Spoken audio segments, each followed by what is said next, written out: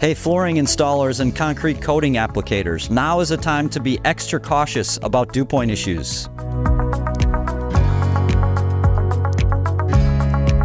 As we enter the colder season, we have to remember that concrete takes longer to warm up than the air.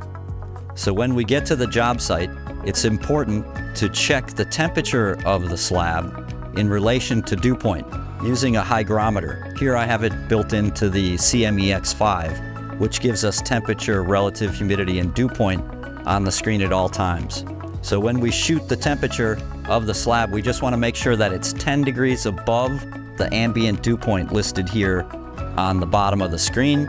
And then we're also going to check with the meter pushing to the surface and check the moisture content level to make sure we're at least 4% or less.